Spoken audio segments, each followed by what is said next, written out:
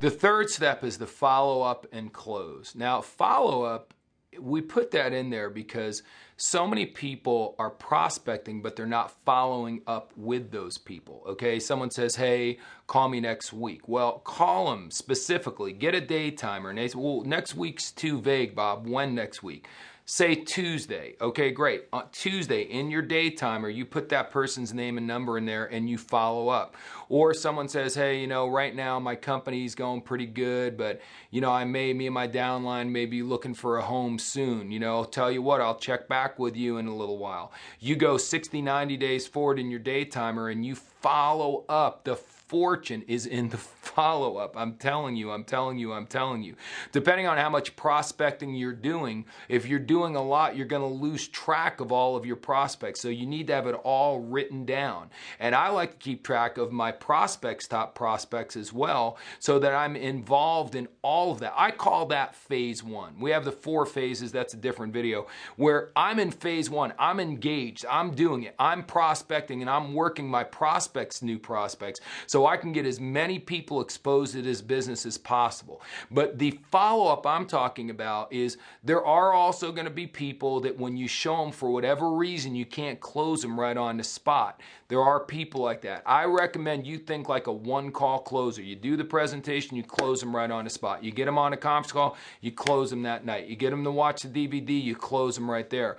But there are going to be some people you don't close, and then once again, the fortune is in the follow-up. When the student is ready, the teacher will appear. You want to keep with someone applying very light pressure. You don't want to overwhelm someone or blow them out. If they say no, most times I've found no means not yet. So if you keep following up, you'll pick up a lot of treasures that the people who have a yes or no attitude, they won't get those treasures by their follow-up skills. Some people are like, in or out, yes or no, right now, in or out. Now, I'm a one-call closer, but if I don't get someone I want right now, believe me, they go into my follow-up system and I stay on them until I get them or I exhaust every bit of energy I possibly can, because it's my company, it's my business, it's my future, and if I want someone, I'm going to do whatever I can to get them on the team.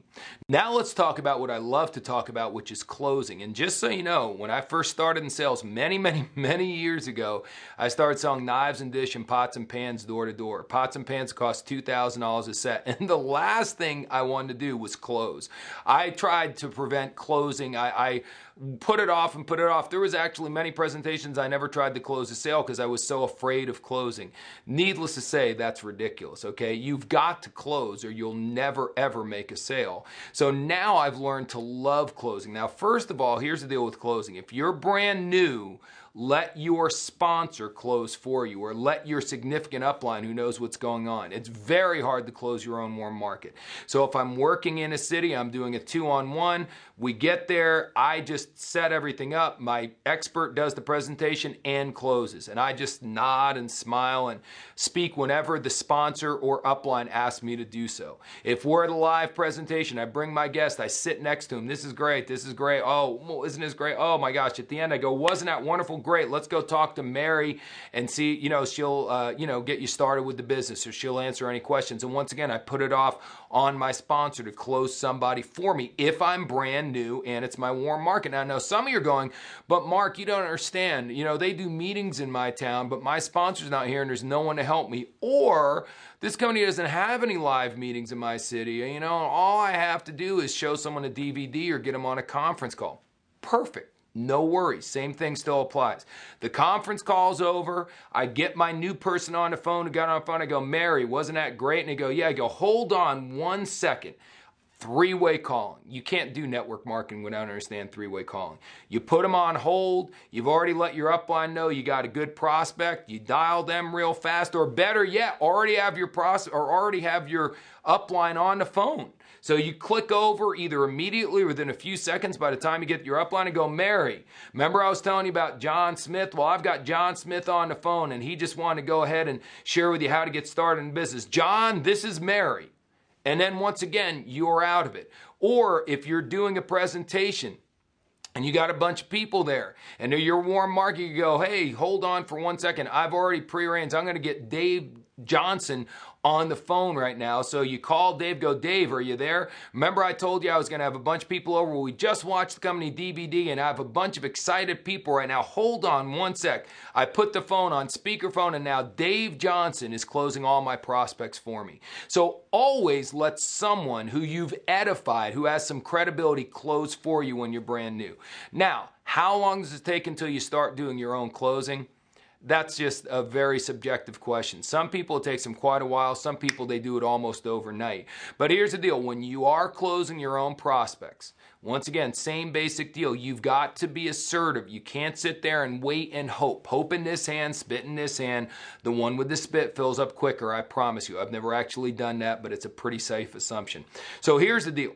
Whatever it is, if it's a conference call, I call my person up and go, John, that was incredible, wasn't it? Great. So let me ask a question. Do you want to go ahead and get started with both products or you just want to get one tonight? It's an alternate of choice question. The meeting is over. I turn to my prospect. I go, geez, that was phenomenal, wasn't it? I told you he was great. Now let me ask you a question, Mary. Do you want to go ahead and get the products and sign up for the training or you just want to get the products tonight? Once again, it's an alternate of choice question. We need to take action after a meeting. This is what kills me more than anything. After a meeting, people say, so, do you have any questions? Now, everyone's got different philosophies, but you know what? That to me is the last thing you want to do. That's inviting them to bombard you with objections and questions, okay? I turned to them and assumed that all their questions were answered during the course of the presentation. I assumed the sale. Just like when you go up to the counter at Macy's, do you put the sweater on the counter and does the girl go, do you have any questions about that sweater before you buy it? Or does she stick out her hand and go, cash or charge? See, that's another thing we do. Whenever you ask a closing question, there's three things, okay? I like using alternative choice questions. There's other types of closing questions we'll get to on different videos as we go along. But for the time being, whenever I ask a closing question, three things have to happen simultaneously. Number one, maintain your eye contact with the prospect. Do not look away because now the moment of confrontation is there. And for God's sakes, notice I said maintain eye contact. I didn't say make eye contact. If you're not looking your prospect square in the eyes during the entire presentation, especially during the closing sequence, your odds of making the sale are very slim. The eyes are the mirror of the soul. People buy from you because they like you and trust you. If you're confident and believe in what you're doing, there's no reason you won't be looking right at them. The greatest closers and greatest salespeople and greatest leaders I know lock eye contact with whoever they're talking about and never let it go. And believe me, there's very few people, if you think about it, that you would ever put into that category in your mind. It's a learned skill for most people. So I maintain my eye contact. Even though there's pressure and even though I'm a little nervous, I do not look away or look down or anything. I maintain my eye contact, number one. Number two, I am dead silent. We maintain radio silence here. Dead, zero silence. The oldest rule I know of in closing a sale is after you ask a closing question, the first person that talks loses. Years and years ago, I had a mentor. We went to Philadelphia. This guy was making so much money. He was my idol. We were cruising down the Diamond District in Philadelphia as we're walking down there, and I knew he wanted to buy a bunch of stuff, and I knew he had cash on him. He goes, Mark, let me tell you something. I'm going to negotiate this deal. You're not going to believe it. I'm like, oh, come on. You know, I know you're great, but I mean, he goes, I'm going to get this for less than 50% of the price they ask. And in my head, I'm going, whatever. So we go in. He was looking at a beautiful ring for himself, diamond earrings for his top female producer, all sorts of different stuff. He had all these things laid out. And these were top Diamond District people who've been around for years and years and years. Consummate salesperson with my mentor, consummate sales trainer. And when all came said and done, the salesperson asked a closing question. There was about $60,000 worth of stuff out there. And he said, well, do you want to go ahead and get it or not? And he asked the question and was dead silent. Now, I knew what was going to happen. I knew that he was going to not say another word because he asked a closing question, but I also knew my mentor knew what was going on, so I looked at him. Then I looked at him. Then I looked at him. You ever watch a tennis match, a great tennis match? It went back and forth and back and forth and back and forth and back and forth. And finally, literally, after almost 2 minutes of dead silence, the salesperson said, well, let me see what we might be able to do. And we walked out paying about $25,000 for $60,000 worth of incredible diamond jewelry. The truth is, the first person that talks after you ask a closing question loses.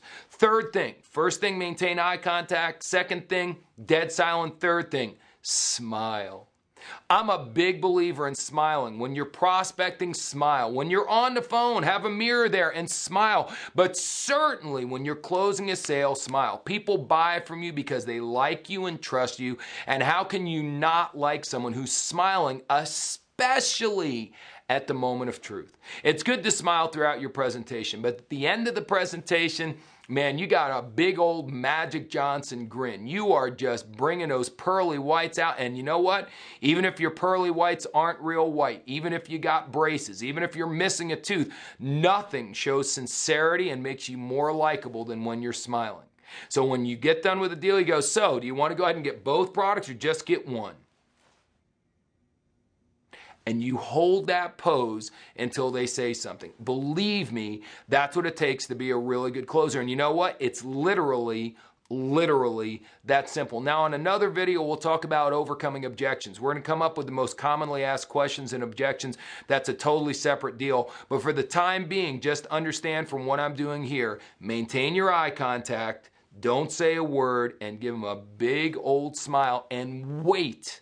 Just be patient. I know there's pressure, but remember, you're the one that's exerting the pressure. So as much as the pressure is making you uncomfortable, I promise you it's making them more uncomfortable. And for those of you that are yellows, if you watch a personality profiling, oh, I don't want to do anything and manipulate anyone. When you're not manipulating them. Average people take forever to make up their mind. If you believe in your company, believe in your product, believe in your service, believe in the value, believe in the training, whatever it is you're trying to get someone to commit to, we all understand, those of us that are successful, that there's magic in commitment. And I understand if they don't spend the money with me, they're going to waste it on some ludicrous infomercial or some silly thing, or drink it up in lattes or beers or whatever. So I have no doubt when I'm done presenting whatever I'm presenting, because I wouldn't be in something if I didn't believe it in my heart and soul. When I'm done, those people need to get that product. And I know that if I act as a catalyst, what's a catalyst from science? It's a Bunsen burner, something that takes a body at rest and gets it to make a reaction, okay? I am going to be a catalyst because I know most people need a slight catalyst. They want to spend the money. They just have to have a way to justify it. They need a little bump over the hump or off the fence. So all I'm doing afterwards is, this is great. I'm assuming the sale. I'm being positive.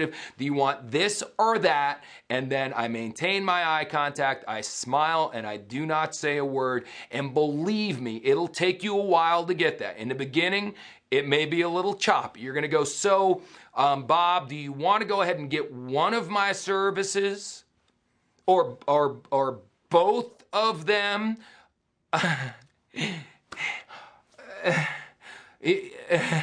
You may really make a mess out of it for a while, or you may go, do you want to get this or that? You may do some really silly things for a while, but you know what? Those people will long forget your silly moments. And the greatest part is when you get this down where you're unconsciously competent. That's another thing we talk about in another video, the stages of learning. When you're unconsciously competent at closing a sale, you won't just be good at selling a sale for your product or service or getting someone in your business. It'll be everything you do. It may even be a skill that you use in the ultimate sales presentation, which is getting the love of your life to say they do when you ask that big question. So go ahead and watch this video as many times as you need to. The fortune is in the follow-up, but we must be willing to make the action happen. You can't shy away from closing. There's nothing wrong with closing. If you want to call it opening instead of closing, I've heard that too. This is opening their business. So I'm getting ready to open someone. Whatever makes you feel good, understand that the person who closed Marc Accetta on getting in this industry is one of my favorite people in the history of my life. And believe me, he closed me. I tried to get out of it. He didn't listen to my excuse. He closed the sale, and I've made millions of dollars since, and I thank God for him every day. And hopefully someday you'll be such a good closer, people will be thanking God for you as well.